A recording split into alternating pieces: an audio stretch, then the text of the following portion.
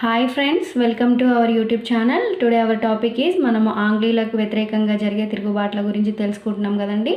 Previous క్లాస్లో సిపాయిల తిరుగుబాటు గురించి, చంపారన్ ఉద్యమం గురించి అండ్ నీలిమందు విప్లవం గురించి, పప్నా ఉద్యమం, దక్కన్ అల్లర్లు మొదలైన ఉద్యమాల గురించి మనం తెలుసుకున్నాం కదా. తిరుగుబాట్ల గురించి ఇప్పటి క్లాస్లో ఖేడా కైరా సత్యాగ్రహం గురించి తెలుసుకుందామండి.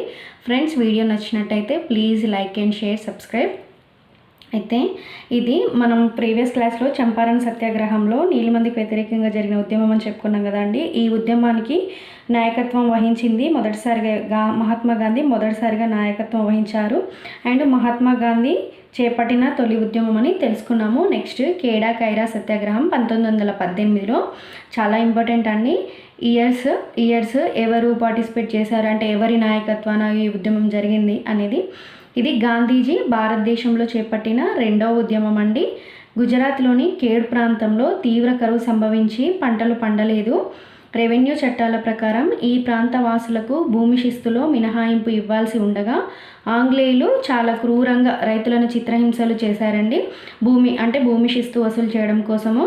అయితే ఈ యొక్క విధ్వంసాన్ని, అంటే ఈ విధంగా వాళ్ళు హింసించడాన్ని భరించలేక ఖేడ్ సత్యాగ్రహాన్ని చేపట్టారు రైతులు.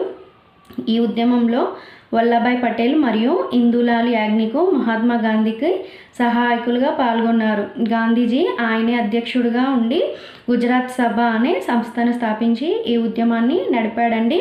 ఇది గాంధీజీ చేపట్టిన రెండో ఉద్యమం. ఫస్ట్ ఇది ఏంటిదంటే చంపారన్ ఉద్యమం అండి. నెక్స్ట్ ముప్పీల విప్లవం అంటారండి. అయితే ఇది ఈ మొప్లాలు ఎవరు అంటే కేరళలోని పేద ముస్లిం రైతులను మొప్లాలు అని అంటారు. వీరు కేరళలో స్థిరపడిన అరబ్బు ముసల్మాన్ల సంతతికి చెందినవారు. వీరు హిందూ జమీందారులైన జమ్మీల భూముల్లో పనిచేసేవారు. జమ్మీల భూస్వామ్య దోపిడీకి వ్యతిరేకంగా అనేకసార్లు ఉద్యమించారు. 1921లో అత్యంత బలమైన ఉద్యమాన్ని చేపట్టారనమాట. ముప్లా ఉద్యమం ఎక్కువ తీవ్ర ఉధృతమైన స్థలం ఎప్పుడు జరిగింది అంటే 1921లో. ఈ ఉద్యమం 2 దశలలో కొనసాగిందని చెప్పవచ్చు. మొదటి దశలో ఈ ఉద్యమం కాంగ్రెస్ పార్టీ నాయకత్వంలో అహింసాయుతంగా మరియు లౌకికంగా కొనసాగింది. అయితే రెండవ దశలో ఈ ఉద్యమం నాయకత్వం స్థానిక ముప్లా చేతుల్లోకి వెళ్ళిపోయింది. అంటే అప్పుడు వాళ్ళు మామూలుగా అహింస పద్ధతిలోనే ఉద్యమం చేశారు. కానీ రెండవసారి మాత్రం స్థానికంగా వారి చేతుల్లోకి వెళ్ళిపోయిందండి. కున్ మహమ్మద్ హాజీ తంగల్ మొదలగు ఈ యొక్క ఉద్యమానికి నాయకత్వం వహించారనమాట. ఈ ఉద్యమంలో జమ్మీల ఇండ్లపై దాడులు చేసి వారి దేవాలయాలను ధ్వంసం చేస్తూ ఉద్యమాన్ని కొనసాగించారు. అయితే ఈ ఉద్యమాన్ని ఆంగ్లేయులు చాలా ఈజీగా అణచివేసిరనమాట. ఒక అంచనా ప్రకారం ఈ ఉద్యమంలో 10,000 మంది మొప్లాలు మరణించారనే చెప్పవచ్చు. అంతేకాకుండా ఇంకా ఏక ఉద్యమం అని, ఇది ఉత్తరప్రదేశ్ టేక్దార్లకు వ్యతిరేకంగా కొనసాగిందండి. ఈ తిరుగుబాటుకు మాదారి పార్షి నాయకత్వం వహించాడు. చివరకు ఈ ఉద్యమాన్ని కూడా ఆంగ్లేయులు అణచివేశారండి. ప్రతి ఒక్క ఉద్యమాన్ని కూడా ఆంగ్లేయులు అణచివేస్తూనే వచ్చారు. ఇంకొక ఉద్యమం తేబాగు ఉద్యమం. బార్డోలి సత్యాగ్రహం అండి. 1928 గుజరాత్లోని బార్డోలి ప్రాంతంలో ఆంగ్లేయులు 22% భూమి శిస్తు పెంచడంతో వల్లభాయ్ పటేల్ నాయకత్వంలో సత్యాగ్రహం అయితే స్టార్ట్ అయిందండి. ఈ ఉద్యమ ఒత్తిడితో ఆంగ్లేయులు మ్యాక్స్వెల్ బ్రూమ్ఫీల్డ్ కమిటీని నియమించారు. ఈ కమిటీ సిఫార్సుల మేరకు 22% పెంచిన భూమి శిస్తును రద్దు చేశారు. ఈ ఉద్యమాన్ని విజయవంతంగా నడిపిన వల్లభాయ్ పటేల్కు సర్దార్ అనే బిరుదునిచ్చారండి. ఈ సత్యాగ్రహంలోనే వల్లభాయ్ పటేల్కి సర్దార్ అనే బిరుదునిచ్చారండి. ఈ ఉద్యమం ఎవరి నాయకత్వంలో జరిగిందంటే సర్దార్ వల్లభాయ్ పటేల్ నాయకత్వంలోనే జరిగింది. తేబాగ ఉద్యమం అండి. 1946 ఇది బెంగాల్లో జరిగిన రైతు ఉద్యమము. ఇక్కడి రైతులు తాము పండించిన పంటలో 1/2 వంతు కావులను జమీందారులైన జోతేదారులకు చెల్లించేవాళ్ళు. అయితే దీనిని అదయార్ అంటారు. ఆంగ్లేయులు క్షామంల పైన నియమించిన ఫ్లాట్ కమిషన్ అదయార్కు బదులుగా తేబాగను ప్రతిపాదించింది. అంటే ఏం లేదండి, దీని ప్రకారం రైతులు వారు పండించిన పంటలో జమీందారులకు 1/2 బదులుగా 1/3 వంతు మాత్రమే కౌలుగా ఇచ్చి మిగతా 2/3 వంతును ఉంచుకోవచ్చు. అయితే తేబాగ అంటే ఏంటంటే 2/3 అని అర్థం అండి. రైతులు తేబాగా కోరుతూ ఈ ఉద్యమాన్ని చేపట్టారు. ఇంకా కిసాన్ సభల ఏర్పాటు గురించి తెలుసుకుందాం మనం ఇప్పుడు. కిసాన్ సభల ఏర్పాటు అండి. 20వ శతాబ్దంలో రైతాంగ సమస్యల పట్ల పోరాడటానికి కిసాన్ సభల ఆవశ్యకతను గుర్తించారు. అయితే బ్రిటిష్ ఇండియాలో రాష్ట్ర స్థాయి కిసాన్ సభలు ఏర్పడి తర్వాత జాతీయ స్థాయిలో కిసాన్ సభ ఏర్పడింది. 1918లో యునైటెడ్ ప్రావిన్స్ కిసాన్ సభను గౌరీ శంకర్ మిశ్రా, ఇంద్రనారాయణ ద్వివేది తదితరులు స్థాపించారు. మదన్ మోహన్ మాలవీయ దీని స్థాపనకు సహకారాన్ని అందించారు. ఈ రైతు సంఘానికి రాష్ట్ర వ్యాప్తంగా 450 శాఖలు ఉండేవి. నెక్స్ట్ 1920లోనేమో అవధ్ కిసాన్ సభను బాబా రామచందర్ స్థాపించాడు. ఫ్రెండ్స్, చాలా ఇంపార్టెంట్ తిరుగుబాట్లు అండి. మనం ప్రీవియస్ క్లాస్లో కూడా ప్రతి ఒక్క టాపిక్ మనం చర్చించుకుంటూనే వచ్చాము. ప్రీవియస్ క్లాస్లో కూడా బెంగాల్ ఆక్రమణల గురించి, ఐరోపా వర్తకుల రాక గురించి, కర్ణాటిక్ వార్స్ గురించి డేట్స్ అండ్ షార్ట్ నోట్స్ మీకు ఇవ్వడం జరిగింది. ఫ్రెండ్స్, చాలా ఇంపార్టెంట్ అండి. కాంపిటేటివ్ ఎగ్జామ్స్కి ఎవరైతే ప్రిపేర్ అవుతున్నారో వాళ్ళకి ఈ నోట్స్ చాలా ఉపయోగపడుతుంది. మీరు రివైజ్ మీకు ఒక ప్రిపరేషన్లో. వీడియో నచ్చినట్టయితే please like and share, subscribe అండి. అండ్ 1928లో ఆంధ్రప్రదేశ్ రైతు సంఘాన్ని ఆచార్య ఎన్జి రంగా స్థాపించారు.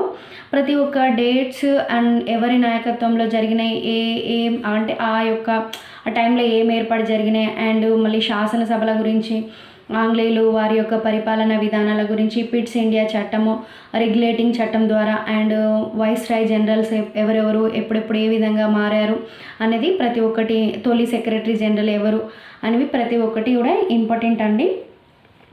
రైతు సంఘాలు స్థాపించిన తర్వాత రైతు సంఘ నాయకులు జాతీయ స్థాయిలో రైతు సంఘ స్థాపన ఆవశ్యకతను గుర్తించారు. అయితే ఫలితంగా 1936లో లక్నోలో ఆల్ ఇండియా కిసాన్ సభ స్థాపించబడింది. దీనికి స్వామి సహజానంద తొలి అధ్యక్షుడండి. ఆచార్య ఎన్జి రంగా దీని తొలి జనరల్ సెక్రటరీ అన్నమాట. నెక్స్ట్ ఇంకా చాలా తిరుగుబాట్లే జరిగాయండి. అందులో ఇంకా కొన్ని ముఖ్యమైన తిరుగుబాట్లు చూసుకుందాం. సన్యాసి తిరుగుబాటు, ఇది ఆంగ్లేయుల పాలనకు వ్యతిరేకంగా జరిగిన తొలి తిరుగుబాటు. 1770 నుంచి 1800 మధ్యలో జరిగిందండి. బెంగాల్లో సంభవించిన క్షామంలో 1/3 వంతు ప్రజలు మరణించిన ఆంగ్లేయులు చలించలేదు, కనీసం దయ కూడా చూపలేదన్నమాట. వారి యొక్క ఆహార ధాన్యాలను స్వాధీనం చేసుకున్నారు. అయితే ఈ విరోచిత పోరాటంలో 1882లో బంకిం చంద్ర చటర్జీ ఆనంద్ మఠ్ అనే నవల వ్రాసారండి. సుప్రసిద్ధ దేశభక్తి గీతమైన వందే మాతరం ఆనంద్ మఠ్లో భాగమే. దుర్గేష్ నందిని, సీతారాం దేవి చౌదరాని అనే దేశభక్తి నవలను కూడా బంకిం చంద్ర చటర్జీ వ్రాసారు. చాలా ఇంపార్టెంట్ అండి. బంకిం చంద్ర చటర్జీ ఆనంద్ మఠ్ నవల అని రాశాడనేది చాలా ఇంపార్టెంట్. ఏ ఇయర్లో?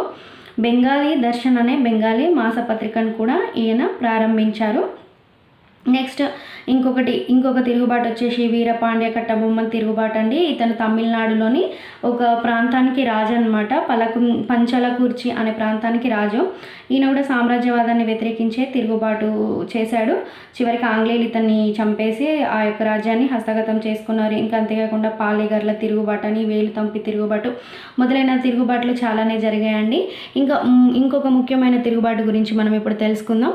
కిత్తూరు చెన్నమ్మ తిరుగుబాటు అండి, చాలా ఇంపార్టెంట్. కర్ణాటకలోని కిత్తూరుని పాలిస్తున్న రాణి చెన్నమ్మ ఆంగ్లేయుల సామ్రాజ్యవాదాన్ని వ్యతిరేకిస్తూ తిరుగుబాటు చేసింది. ధార్వాడ్ జిల్లా కలెక్టర్గా పనిచేస్తున్న జాన్ థాకరేని చంపి ఆంగ్లేయుల పైన ఈమె విజయాన్ని సాధించింది. కానీ చివరకు ఆంగ్లేయులను చెరసాలలో బంధించి తిరుగుబాటు అణచివేశారు. అయినా కూడా కిత్తూరు చెన్నమ్మ గారు తిరుగుబాటు హర్షణీయం అండి, చాలా గొప్ప తిరుగుబాటు చేసింది. ఇంకా ఇలాంటి తిరుగుబాట్లు మరెన్నో జరిగాయండి. కొన్ని అంటే ఇంపార్టెంట్ తిరుగుబాట్ల గురించి మనం తెలుసుకున్నాం. అంతేకాకుండా గంజాం తిరుగుబాటు, సత్వండి తిరుగుబాటు మొదలైన తిరుగుబాట్లు అనేవి జరిగాయండి.